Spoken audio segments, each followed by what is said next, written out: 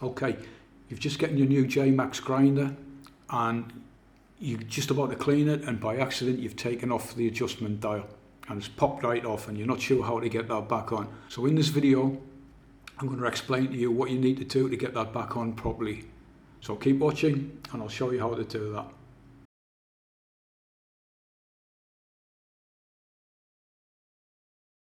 So let's start off by actually taking the adjustment dial off so you can kind of see what I'm talking about.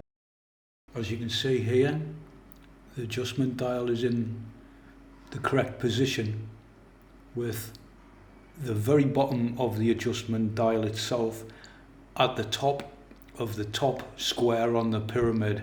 So let's just take this off. So when it's in that position, you've got 1, 2, nearly 2 full rotations, and that comes off completely.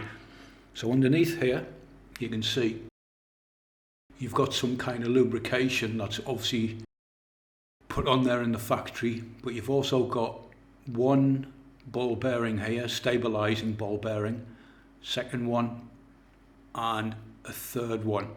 Now people have been asking me, is it damaged if this comes off?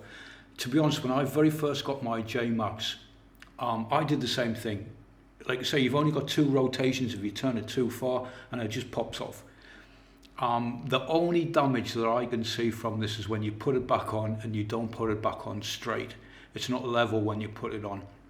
And you can also scratch the surface of the grinder when you're putting it on if you don't put it on properly, because these are quite sharp underneath here, these edges. But when you put it back on, you can see, let's just start on this side so you can see where your calibration point's going to be.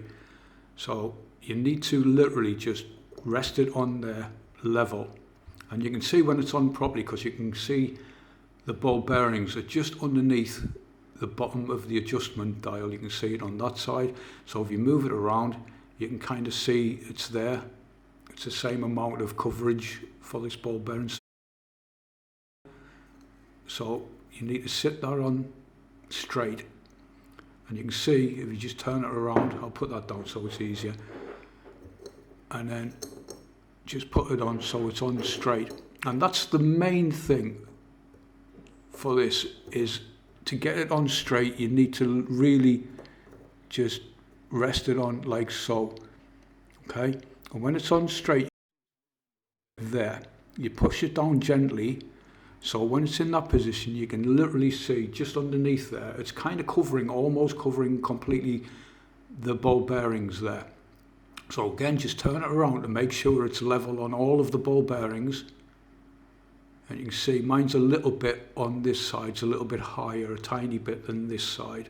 So that's probably good enough, but just make sure it's as straight as possible, like that.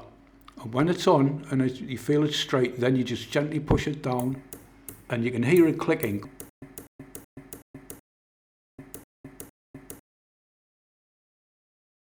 See, mine's not on completely. So let's start again.